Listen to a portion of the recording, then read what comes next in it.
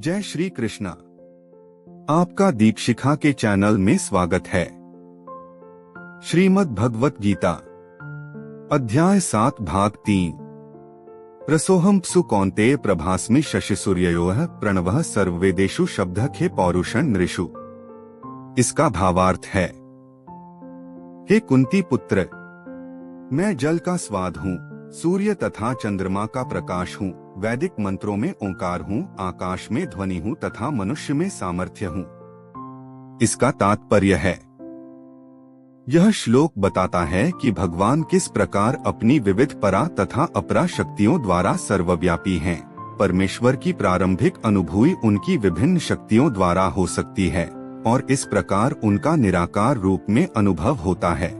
जिस प्रकार सूर्य देवता एक पुरुष है और सर्वव्यापी शक्ति सूर्य प्रकाश द्वारा अनुभव किया जाता है, उसी प्रकार भगवान अपने धाम में रहते हुए भी अपनी सर्वव्यापी शक्तियों द्वारा अनुभव किए जाते हैं। जल का स्वाद जल का मूलभूत गुण है। कोई भी व्यक्ति समुद्र का जल नहीं पीना चाहता क्योंकि इसमें शुद्ध जल के स्वाद के साथ साथ नमक मिला रहता है। जल के प्रति आकर्षण का कारण स्वाद की शुद्धि है और यह शुद्ध स्वाद भगवान की शक्तियों में से एक है। निर्विशेषवादी व्यक्ति जल में भगवान की उपस्थिति जल के स्वाद के कारण अनुभव करता है और सगुणवादी भगवान का गुणगान करता है क्योंकि वे प्यास बुझाने के लिए सुस्वादु जल प्रदान करते हैं। परमेश्वर को अनुभव करने की यही विधि है। व्यवहारतः सगुणवाद तथा निर्विशेषवाद में कोई मतभेद नहीं है। जो ईश्वर को जानता है वह यह भी जानता है कि प्रत्येक वस्तु में एक साथ सगुण बोध तथा निर्गुण बोध निहित होता है और इनमें कोई विरोध नहीं है। अतः भगवान चैतन्य ने अपना शुद्ध सिद्धांत प्रतिपादित किया जो अचिंत्य भेदाभेद तत्व कहलाता है। सूर्य तथा चंद्रमा का प्रकाश भी मूलतः ब्रह्म ज्योति से निकलता है जो भगवान का निर्विशेष प्रकाश है।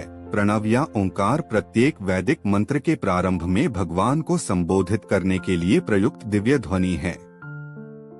चूंकि निर्विशेषवादी परमेश्वर कृष्ण को उनके असंख्य नामों के द्वारा पुकारने से भयभीत रहते हैं, अतः वे ओंकार का उच्चारण करते हैं, किंतु उन्हें इसकी तनिक भी अनुभूति नहीं होती कि ओंकार कृष्ण का शब्द स्वरूप है।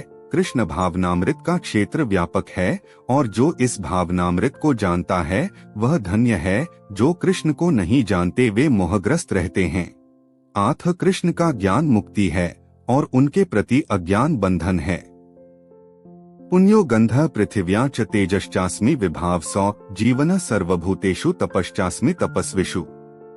इसका भावार्थ है, मैं पृथ्वी की आद्य सुगंध और अग्नि की ऊष्मा हूँ। मैं समस्त जीवों का जीवन तथा तपस्वियों का तप हूँ। इसका तात्पर्य है, पुण्य का अर्थ है जिसमें विकार न हो।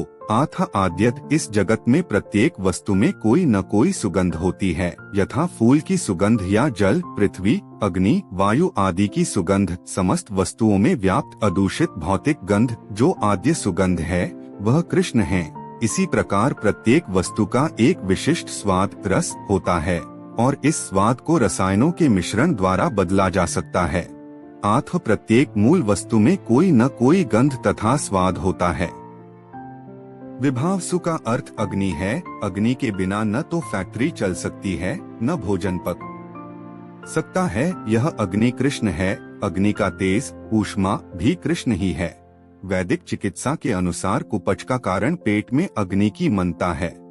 अतः पाचन तक के लिए अग्नि आवश्यक है। कृष्ण भावनामृत में हम इस बात से अवगत होते हैं कि पृथ्वी, जल, अग्नि, वायु तथा प्रत्येक सक्रिय तत्व, सारे रसायन तथा सारे भौतिक तत्व कृष्ण के कारण हैं।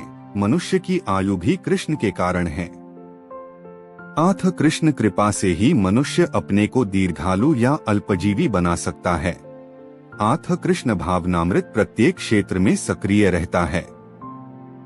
बीजमा सर्वभूताना विद्धि पार्थ सनातन बुद्धिर्बुद्धिम तामस्मि तेजस्तेजस्विनामहम्।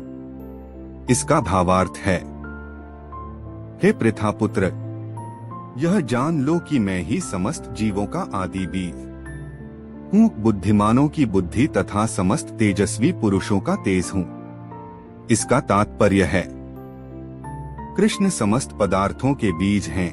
कई प्रकार के चर तथा अचर जीव हैं। पक्षी, पशु, मनुष्य तथा अन्य सजीव प्राणी चर हैं। पेड़ पौधे अचर हैं, वे चल नहीं सकते, केवल खड़े रहते हैं। प्रत्येक जीव 84 लाख योनियों के अंतर्गत है, जिनमें से कुछ चार हैं और कुछ अचर, किंतु इस सबके जीवन के बीजस्वरूप श्री कृष्ण हैं।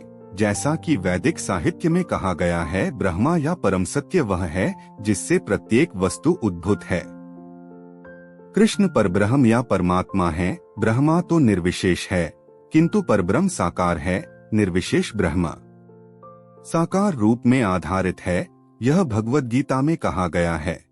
आथा आदि रूप में कृष्ण समस्त वस्तुओं के उद्गम हैं, वे मूल हैं। जिस प्रकार मूल सारे वृक्ष का पालन करता है, उसी प्रकार कृष्ण मूल होने के कारण इस जगत के समस्त प्राणियों का पालन करते हैं।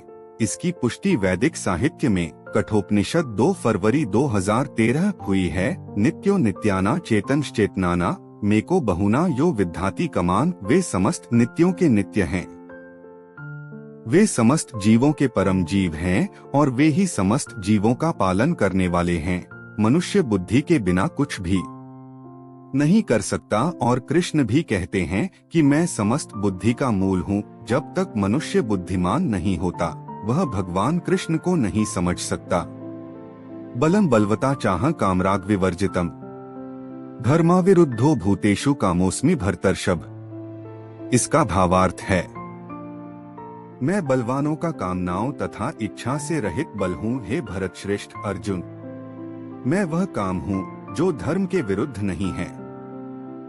इसका तात्पर्य है, बलवान पुरुष की शक्ति का उपयोग दुर्बलों की रक्षा के लिए होना चाहिए, व्यक्तिगत आक्रमण के लिए नहीं। इसी प्रकार धर्म सम्मत मैथुन संतानोत्पत्ति के लिए होना चाहिए, अन्य कार्यों के लिए नहीं। आत्म माता पिता का उत्तरदायित्व है कि वे अपनी संतान को कृष्ण भावना भावित बनाएं।